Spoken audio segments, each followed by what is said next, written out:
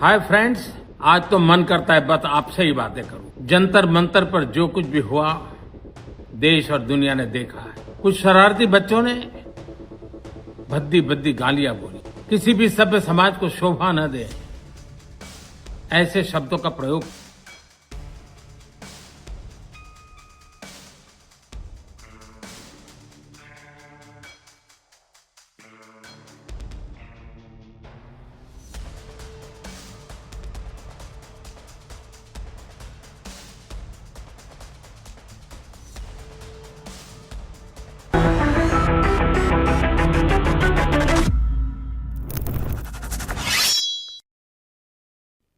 வணக்கம். நரேந்திர மோடி அவர்களுடைய இன்னொரு வீடியோ, ஹலோ ஃப்ரெண்ட்ஸ் வீடியோ வந்திருக்கிறது. இந்த முறை என்னை திட்டாதீர்கள். He showed himself as a victim once again. என்னை கொச்சையாக பேசியிருக்கிறார்கள். என்னுடைய தாயாரை கூட விட்டு வைக்கவில்லை. ஆனால் நான் இந்த அனைத்து இளைஞர்களையுமே மன்னிக்க தயாராக இருக்கிறேன். இந்த வார்த்தையை பேசிய அடுத்த நிமிஷம் நரேந்திர மோடி என்ன பேசுகிறார்? அந்த பெண்களை பார்த்து தான் எனக்கு ரொம்ப வேதனையாக இருக்கு. அந்த பெண்கள் வாயிலிருந்து வந்த அந்த கெட்ட வார்த்தை, அதனால் நீங்க கவலைப்பட வேண்டாம், நான் மன்னித்து விடுகிறேன். இந்த நாட்டில் எந்த விதமான வழக்கும் உங்கள் மீது பாயாதபடி நான் பார்த்துக் கொள்கிறேன். Because you all R my friends. Okay, Narendra Modi எதற்காக இதை செய்கிறார்? இதற்கு பின்னாடி ஒரு பயம் இருக்கு. இந்த பயம் தன்னுடைய மிக க்ளோஸ் நண்பரான நரேந்திர மோடியின் நிழலாக இருக்கக்கூடிய அமித்ஷாவின் ரெசிக்னேஷனுக்கான குரல் வெளிவர தொடங்கிவிட்டது. அமித்ஷா மஸ்ட் ரிசைன் என்கிற இந்த வார்த்தை கடந்த 4 நாட்களாக டெல்லி பார்லிமெண்டில் இந்த விஷயத்தை வைத்து ஏராளமான வாதங்கள், பிரதிவாதங்கள் நடந்து கொண்டிருக்கிறது. எதிர்க்கட்சி தலைவர்கள் அமித்ஷா எங்கே என்கிற அந்த கேள்வி எழுப்புகிறார்கள், நரேந்திர மோடி எங்கே என்கிற கேள்வி எழுப்புகிறார்கள். இந்த 2 நபர்களுமே பார்லிமெண்ட் வளாகத்திற்கும் போறார்கள், ஆனால் பார்லிமெண்ட்டிற்குள் போக தைரியம் வரவில்லை. மீட்டிங்ஸ்கள் நடக்கிறது, எமர்ஜென்சி மீட்டிங்கள் நடக்கிறது. இந்த மீட்டிங் எதற்காக? அமித்ஷாக்கு எதிராக எந்த கூட்டம் கிளம்புகிறதோ, அமித்ஷாவுக்கு எதிராக எந்த கேள்விகள் எழும்புகிறதோ அதை எப்படி டாக்கிள் செய்யலாம். அதனால்தான் நரேந்திர மோடியுடைய இந்த புதிய வீடியோ ஒரு எமோஷனல் வீடியோ. என்னை திட்டாதீர்கள், என்னுடைய அம்மாவை திட்டாதீர்கள். ஆனால் இதே நரேந்திர மோடி அவர்கள் பார்த்து கொண்டிருக்கிறார். இந்த நாட்டு தேச பிதா மகாத்மா காந்தி அவர்களை பற்றி கொச்சையாக பேசுகிறார்கள். அவர்களை எந்த விதமான எஃப்ஐஆரும் கிடையாது. மாணவர்கள் அவர்களை பிடித்து அடிக்கிறார்கள், அவர்களுடைய தாயார்களையும் தவறாக பேசுகிறார்கள், அப்பவும் எந்த எஃப்ஐஆரும் கிடையாது. மாணவர்கள் ஜென்சி மீண்டும் ஒரு முறை அமித்ஷாவுடைய ரெசிக்னேஷனுக்காக களத்தில் இறங்கிவிட்டார்கள். நேற்று பார்லிமெண்டில் எதிர்க்கட்சி தலைவர்கள் அனைவருமே ஒரு மிகப்பெரிய பேனரை அடித்து அங்கே அவர்கள் நடத்திய அந்த ஆர்ப்பாட்டத்தை நீங்க பார்க்கணும், அந்த போராட்டத்தை நீங்க பார்க்கணும். அமித்ஷா சன்சத் சே காயப் கியூ? அமித்ஷா பார்லிமெண்ட்ல இருந்து எதற்காக தென்படவில்லை? எதற்காக மறைந்து நிற்கிறார்? காங்கிரஸ், டிஎம்சி, சமாஜ்வாதி பார்ட்டி, இது போன்ற பல்வேறு கட்சிகள் சேர்ந்து இந்த போராட்டத்தை நடத்தி வருகிறார்கள். இதே கேள்வியை தான் காக்ரோச் ஜனதா பார்ட்டி, அபிஜித் தீப்கே, சௌரப் தாஸ், இது போன்ற நபர்களும் எடுத்து வைக்கிறார்கள். குழந்தைகள் மீது எதற்காக தடியடி நடத்தியது? குழந்தைகள் மீது எதற்காக துப்பாக்கி குண்டுகளை நீங்க நடத்தினீர்கள்? எதற்காக டெல்லி ஜந்தர் மந்தரில் ஜூலை 20ஆம் தேதி இந்த அளவில் அத்துமீறல் நடந்தது? இது போன்ற கேள்விகளுக்கு பதில் கொடுக்க முடியாமல் தத்தளிக்கக்கூடிய நரேந்திர மோடி, அமித்ஷாவுடைய ஒரு வீக் பாயிண்ட், அதற்கான கதையை தான் உங்களுக்கு முன்பு நான் எடுத்து வைக்க போகிறேன். அதற்கு முன்பு ஒரு சிறிய கோரிக்கை. இந்த வீடியோவை எந்த கிராமத்திலிருந்து, எந்த நகரத்திலிருந்து, எந்த டிஸ்ட்ரிக்ட்லேருந்து, எந்த நாட்டிலிருந்து நீங்கள் இந்த வீடியோவை பார்த்து வருகிறீர்களோ அந்த இடத்துடைய பெயரை கீழே கமெண்ட் பாக்ஸில் எழுதிவிடுங்கள். எங்களுக்கும் தெரியட்டும் இந்த வீடியோ எங்கெல்லாம் போய் சேர்கிறது என்று. இந்த வேலையை நீங்கள் பார்ப்பீர்கள் நம்பி உங்களை இந்த வீடியோக்குள் இன்னும் ஆழமாக கூட்டிச் செல்கிறேன். நீங்கள் பாருங்கள், ஃப்ளைஓவர்ல இருந்து இந்த நாட்டு ஜென்சி தொங்க போட்ட இந்த poster, Amit Shah must resign, Amit Shah ரெசிக்னேஷனை கொடுக்கணும். இது இன்னொரு மாணவர்கள் வாட்டர் டேங்க்ல அங்கிருந்து ஒரு போஸ்டர் தொங்க போடுறாங்க, ஒரு பேனரை தொங்க போடுறாங்க, அமித்ஷா மஸ்ட் ரிசைன். இந்த இடத்துல கிரண் பேதி, பிஜேபியின் ஒரு தலைவி, முன்னாள் ஐபிஎஸ் ஆஃபீஸர், பிஜேபி உதவியாள், கவர்னராக இருந்த பெண்மணி, புதுச்சேரியின் கவர்னர், அவர் ஒரு இன்டர்வியூவில், ஏஎன்ஐக்கு கொடுத்த இன்டர்வியூ, நான் அந்த வீடியோ போட முடியாது, காரணம் ஏஎன்ஐ நரேந்திர மோடியின் ஒரு பி டீம், அவர்கள் ஸ்ட்ரைக் கொடுப்பார்கள். கிரண் பேதி என்ன பேசினார்? The problem arise, why did the student protest came into direct confrontation with the armed forces? கேள்வி இதுதான், எதற்காக நேரடியாக நரேந்திர மோடி, அமித்ஷாவுடைய போலீஸும் மாணவர்களும் நேருக்கு நேர் அந்த மோதல், அந்த சிச்சுவேஷன் நடந்தது. This is the problem. This is the shortcoming of our system. This is our colonial system. வெள்ளையர்கள் எந்த சிஸ்டத்தை கொண்டு வந்தார்களோ அந்த சிஸ்டத்தை இன்னைக்கும் நீங்க அடக்குமுறையை வைத்து ஒரு சிஸ்டத்தை, ஒரு ஜென்சியை நீங்க அடக்க பார்த்தீர்கள்னா அப்போதான் இந்த பிரச்சனை வரும். பிரிட்டிஷ் சிஸ்டம் இன்னைக்கும் இந்த நாட்டில் நடந்து வருகிறது. Every law order situation means lathi charge. எந்த விதமான லா அண்ட் ஆர்டர் சிச்சுவேஷன் வந்தாலும் அதை கண்ட்ரோல் செய்வதற்காக போலீஸ் எடுக்கக்கூடிய முதல் ஆயுதம் லாட்டி சார்ஜ். ஆனால் இங்கே மிஸ்யூஸ் நடந்திருக்கிறது, அந்த பவருடைய மிஸ்யூஸ் நடந்திருக்கிறது. நான் கூறவில்லை, கிரண் பேதி கூறியிருக்கிறார். மோடி அமித்ஷாவுக்கு எதிராக ஒரு மிகப்பெரிய கேள்வி, மிகப்பெரிய கூட்டம், மிகப்பெரிய எதிர்ப்பு கிளம்ப தொடங்கிவிட்டது.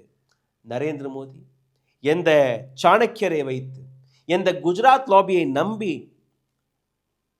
கடந்த 3 தேர்தலில் வெற்றி பெற்று வருகிறாரோ அதே சாணக்கியர், அவருக்கு அல்டிமேட்டம் கொடுக்கப்பட்டிருக்கிறது. அடுத்த 48 மணி நேரத்திற்குள் அமித்ஷா ரெசிக்னேஷனை கொடுக்க வேண்டும்.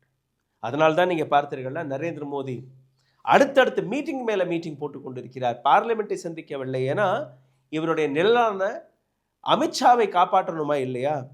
அட்வைசர் அஜித் தோவால் அவருடன் இரவு 2 மணிக்கு மீட்டிங் நடக்கிறது. Director of intelligence bureau JP Nadda, Jitendra Singh, இது போன்ற பல்வேறு நபர்களுடன் பேச்சுவார்த்தை நடந்து கொண்டிருக்கிறது. எப்படி அமித்ஷாவை காப்பாற்றலாம்? காரணம், காக்ரோச் ஜனதா பார்ட்டி அவர்கள் காட்டிய அந்த அழுத்தம், அவர்கள் போட்ட அந்த அழுத்தத்தை வைத்து தர்மேந்திர பிரதான் ரெசிக்னேஷன் கொடுத்தார். அமித்ஷா அவரும் கொடுத்து விடுவாரா? அமித்ஷாவுடைய ரெசிக்னேஷன் நடந்தால் என்ன நடக்கும்? Please understand. தர்மேந்திர பிரதான் ஒரு தொண்டர், அவருடைய நஷ்டத்தை பிஜேபி ஏற்றுக்கொள்ளும். நரேந்திர மோடி அதை சரி பார்த்து விடுவார். ஆனால் அமித்ஷாவுடைய ரெசிக்னேஷன், தர்மேந்திர பிரதான் ஒரு சிப்பாய் மற்றும் தான், அமித்ஷா ஒரு மந்திரி, நரேந்திர மோடியுடைய மந்திரி. இவரை எந்த விதத்திலுமே இழக்க மாட்டார் நரேந்திர மோடி. ஆனால் இந்த இடத்துல 3 விஷயங்களை நீங்க பார்க்கணும். யார் இந்த அமித்ஷா? நரேந்திர மோடியுடைய எலெக்ஷனை பார்க்கக்கூடிய நபர், நரேந்திர மோடியுடைய பிஆரை பார்க்கக்கூடிய நபர், நரேந்திர மோடி என்ன கூறினாலும் அந்த விஷயத்தை சரி என்று எடுத்து காட்டக்கூடிய ஒரு நபர். அதனால் நரேந்திர மோடி அவரை இழக்க மறுத்து வருகிறார். 2வது, பிஜேபிக்குள்ளேயே குஜராத் லாபிக்கு எதிராக ஒரு மிகப்பெரிய டீம் கிளம்பிவிட்டது. அதாவது பிஜேபியில் ஒரு விரிசல் நடக்கிறது. என்ன விரிசல்? முரளி மனோகர் ஜோஷி, யூபிஎன் சீஃப் மினிஸ்டர் யோகி ஆதித்யநாத், தேவேந்திர ஃபட்னவிஸ் மகாராஷ்டிரா, நிதின் கட்கரி, இது போன்ற ஏராளமான நபர்கள் குஜராத் லாபிக்கு எதிராக வேலை பார்க்க தொடங்கிவிட்டார்கள். வெளிப்படையாக முரளி மனோகர் ஜோஷி, பிஜேபியின் one of the founder members, அவர் கொடுத்த ஸ்டேட்மெண்ட், மாணவர்கள் மீது நடந்த இந்த lathi charge, firing, pellet gun firing, AK-47 firing, இது எதையுமே நாங்கள் ஏற்றுக்கொள்ள முடியாது. அப்போது உள்ளுக்குள்ளே இருந்து நீங்கள் பார்த்தீர்கள் ஒரு எதிர்ப்பு கிளம்ப தொடங்கிவிட்டது. மூன்றாவது நீங்க பாருங்க, நேரடியாக இந்த பிரச்சனை அமித்ஷாவுடன் போய் கனெக்ட் ஆகுது. அமித்ஷா இன்னைக்கு பார்லிமெண்ட்ல வந்து, ஆமா அங்க தவறு நடந்திருக்கு, அதற்கான ஒரு இன்வெஸ்டிகேஷனை செய்வோம், இந்த ஸ்டேட்மெண்ட்டை கொடுத்தாலே பல்வேறு விஷயங்கள் சரியாயிரும். ஆனா அமித்ஷா எந்த விதமான மன்னிப்பையும் கேட்க மாட்டார், பதில் கொடுக்க மாட்டார்.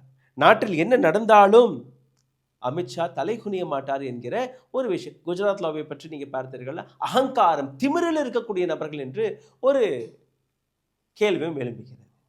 அப்போ அந்த திமிரு, அந்த அகங்காரம், அதை விட்டு அமித்ஷா மன்னிப்பை கேட்பாரா?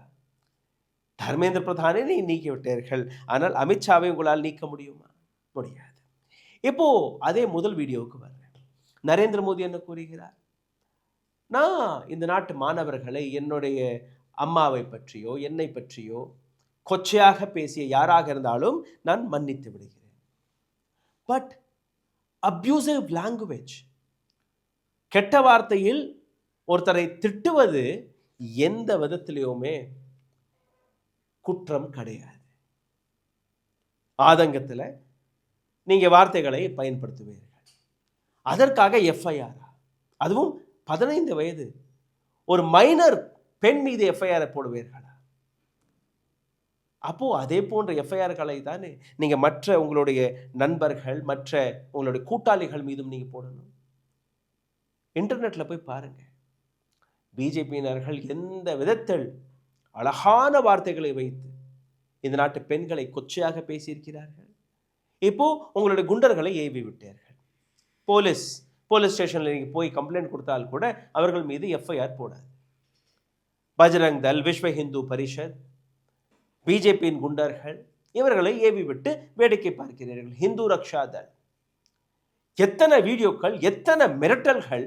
நேரடியாக இந்த மாணவர்களுடைய வீடுகளுக்கு போய் அவர்களை மிரட்டி அடிச்சு அவர்களிடமிருந்து ஒப்புதல் வாக்கு மூலம், மன்னிப்பு வாக்கு மூலம் அதை நீங்க போட்டு வருகிறீர்கள். இந்த நபர்கள் யார்? எப்படி இந்த நபர்களுக்கு இந்த அதிகாரம் கிடைத்தது? இன்னைக்கு காலையிலிருந்து நீங்க பார்த்தீர்கள்ல, அமித்ஷா வீட்டுக்கு அதிக பாதுகாப்பை போட்டிருக்கிறார்களா? இந்த பயத்தை நீங்க உணர வேண்டும். எந்த அளவில் குஜராத் லாபி இன்னைக்கு பயந்து நடுநடுங்கி போயிருக்கிறது. ஒரு ட்ரக், இதே போராட்டத்தில் நீங்க பார்த்திருப்பீர்கள், அந்த ட்ரக் எப்படி வந்தது? கற்கள் நிறைந்த அந்த ட்ரக் எப்படி அங்க வந்தது? இது போன்ற கேள்விகள் பார்லிமெண்டில் கேட்கப்படும். பார்லிமெண்டில் கேட்கப்படக்கூடிய கேள்வி, எப்படி அந்த AK-47 அதை வைத்து மாணவர்களை சுட்டேர்கள், கேள்வி கேட்கப்படும்.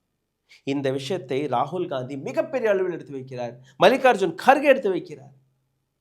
ஒட்டுமொத்த ஆப்போசிஷன் இன்னைக்கு பிஜேபியை பேக்ஃபுட்டில் தள்ளிவிட்டது. மிகப்பெரிய அளவில் பதில் கொடுக்கணுமா போயிடும், மிகப்பெரிய அளவில் நாம் சிக்க போகிறோம் என்கிற அந்த விஷயத்தை நம்பிதான் நரேந்திர மோடியும் பார்லிமெண்ட்டை அட்டென்ட் செய்யவில்லை, அமித்ஷாவும் பார்லிமெண்ட் பக்கம் போகவே இல்லை. இந்த இடத்துல நீங்க பாருங்க, home minister and prime minister ரெண்டு பேரும் ஹவுஸில் வந்தால் கூட பார்லிமெண்ட்டை அட்டென்ட் செய்யாததே ஒரு மிகப்பெரிய எஜிடேஷன் எடுத்து காட்டுகிறது, மிகப்பெரிய பயத்தை இது எடுத்து காட்டுகிறது. அமித்ஷா மஸ்ட் ரிசைன் என்கிற அந்த விஷயம்.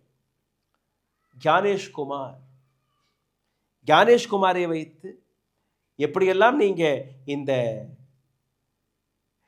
எலெக்ஷனை வெற்றி பெற்று வருகிறீர்கள் என்கிற அந்த விஷயம் வருகிறது. இந்த விஷயம் சுப்ரீம் கோர்ட்டிற்கும் போயிருச்சு. சுப்ரீம் கோர்ட் நேற்று ஒரு விஷயத்தை கேட்டிருக்கிறார்கள், எப்படி சீஃப் ஜஸ்டிஸ் ஆஃப் இந்தியாவுடைய பெயரை நீக்கிவிட்டு நரேந்திர மோடி, அதாவது பிரைம் மினிஸ்டரால் தேர்வு செய்யப்பட்ட உங்களுக்கு நெருக்கமான நபர் ரெண்டாவது, மூன்றாவது ஆப்போசிஷன் லீடர், இது எப்படி இந்த கன்க்ளூஷனுக்கு நீங்க வந்தீங்க? அதற்கு அரசாங்கம் கொடுத்த பதில், நரேந்திர மோடி அந்த நாட்டிற்காக தான் சிந்திக்கிறார். ஒரு நாட்டுடைய பிரைம் மினிஸ்டர் அந்த நாட்டு மக்களுக்கு எதிராக எந்த முடிவும் எடுக்க மாட்டாரு, அப்போ இது சரிதானே? அதற்கு கோர்ட் கொடுத்த பதில், உங்களுக்கு அது நியாயமாக தெரியலாம், மக்களுக்கு அது நியாயமாக படுகிறதா என்கிறது கேள்வி. தேர்தல் ஆணையம் எப்படி வேலை பார்க்கிறது, தேர்தல் ஆணையரை எப்படி நீங்க தேர்வு செய்கிறீர்கள் என்கிற விஷயம் மக்களுக்கு ஒரு நியாயம் நடப்பது மக்களுடைய கண்களுக்கு தெரியணும்.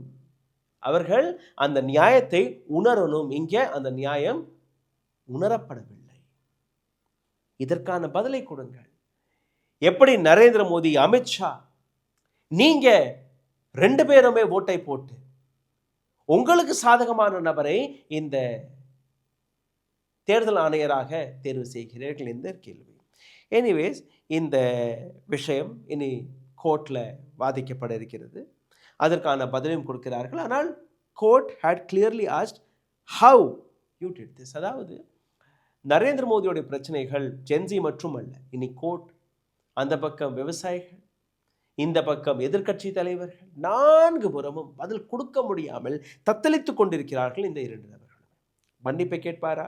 மன்னிப்பை கேட்க மாட்டோம். அகங்காரத்தில் இருக்கிறோம் இல்லையா?